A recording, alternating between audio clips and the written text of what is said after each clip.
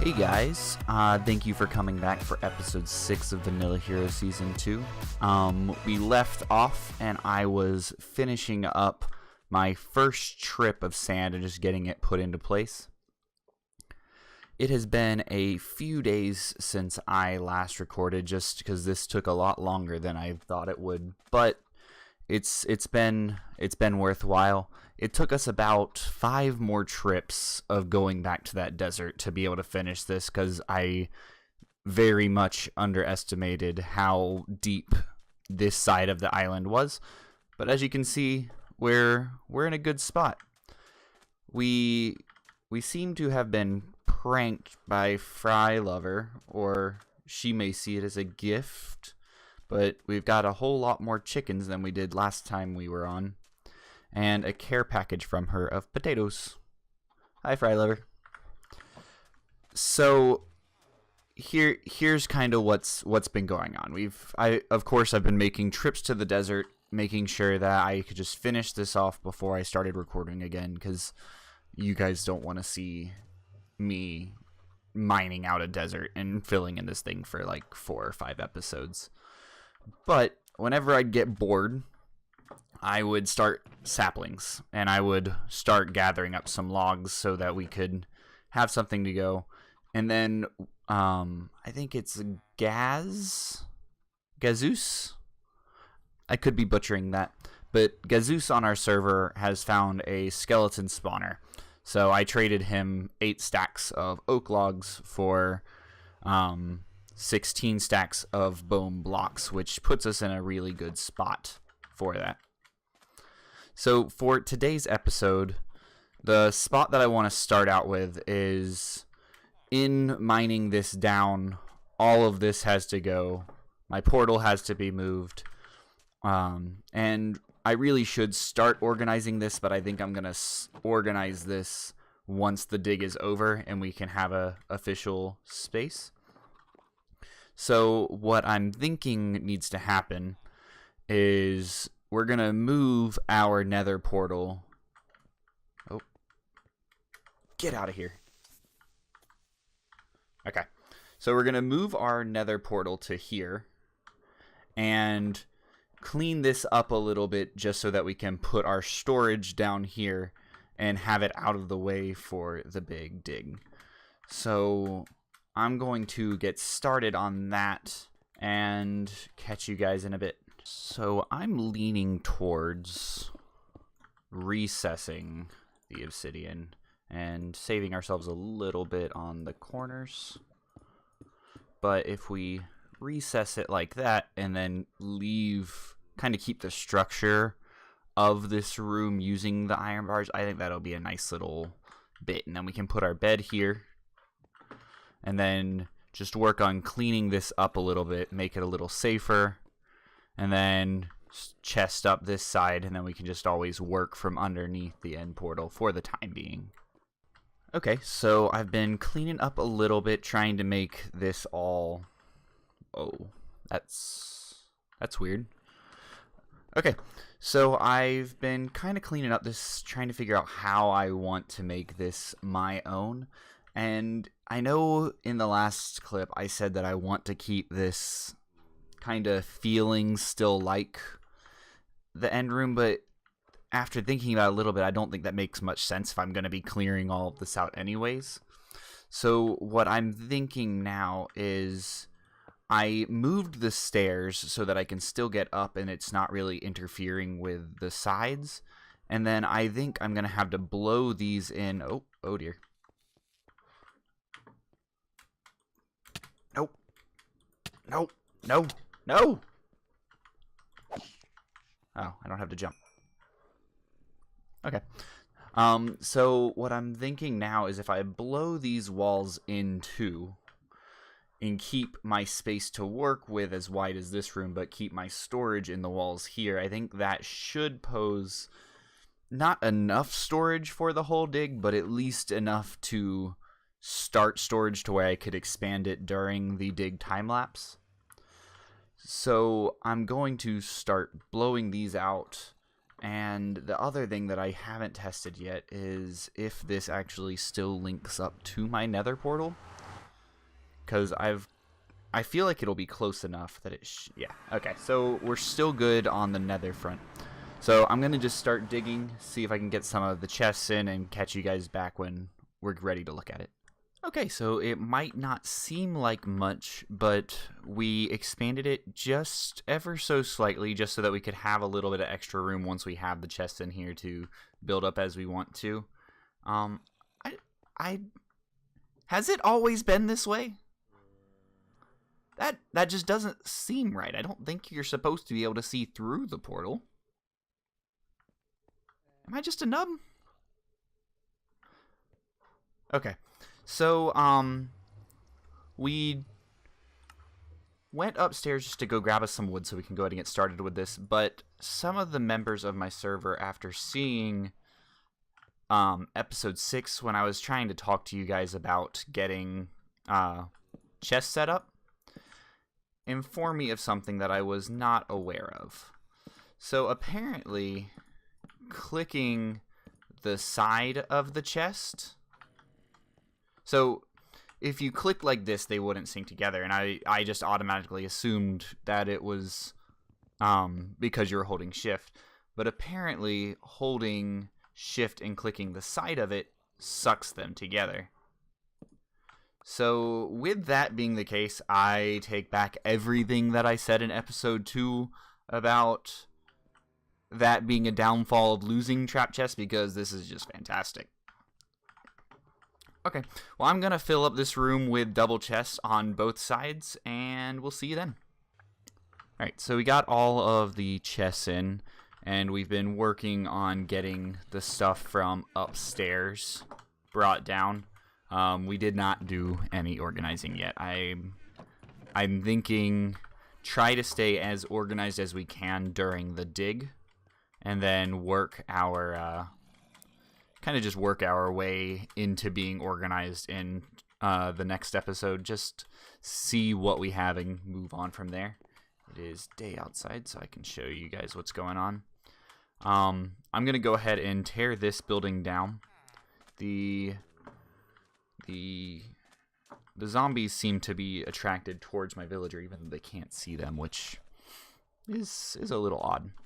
But so we're going to destroy this house, and we're going to start digging down. I think I'm going to start with sand first. We'll try to do the torch method, see if we can save ourselves a little bit of effort when it comes to our shovels. And then from there, we're going to try to mine all the way down to bedrock. So I was working on a time-lapse trying to make it where the sand would fall down and show a staircase, and I wouldn't really have to show you digging out all of this. But this happened, and I don't know why it's happening this way. I've never witnessed this before. We just updated to the 18W30B snapshot, but did they break? Did they break the fact that torches break sand?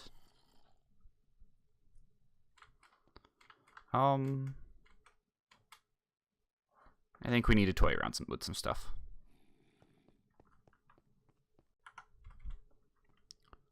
Do slabs still work?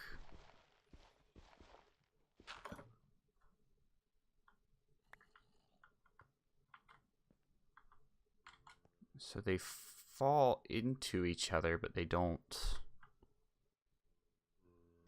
break the sand. Let's try relogging.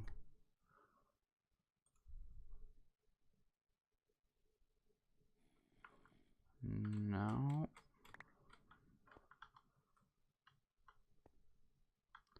I'm gonna see if anyone else on the server knows how to deal with this, and I'll catch back up with you guys. So we've recruited Decory to try to fix it, but we don't know what to do. Like, we've dropped it down further, thinking maybe we could cover it up with cobblestone and forget about it till it fixes itself. But if you do that, it doesn't... They keep falling. Like, they move up and start falling.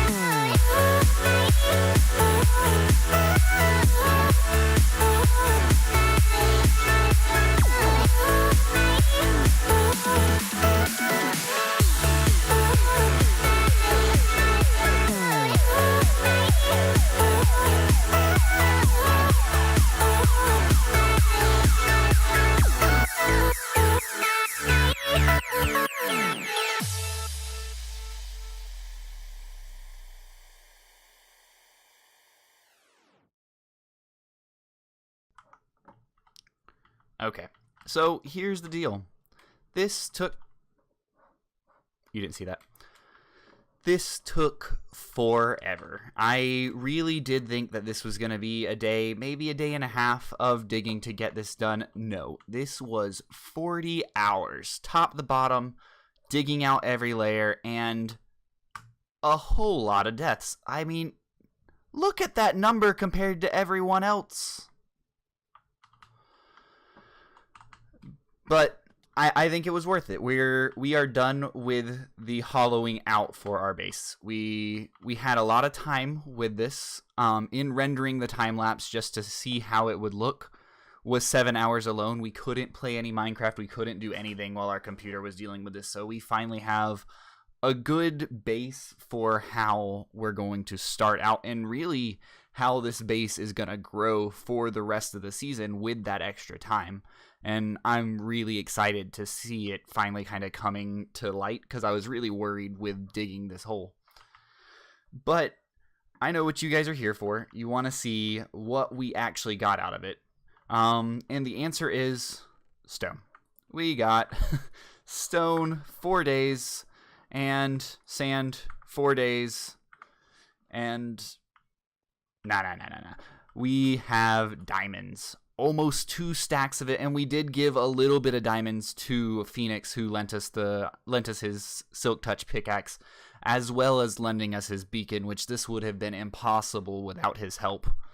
We've also got a whole lot of iron, but I'm afraid it's really not going to do us much good because it's going to be gone. Like once we start building a sorting system, once we start building the auto smelter, which is really on my high priority list to get done, that's gonna tear through them.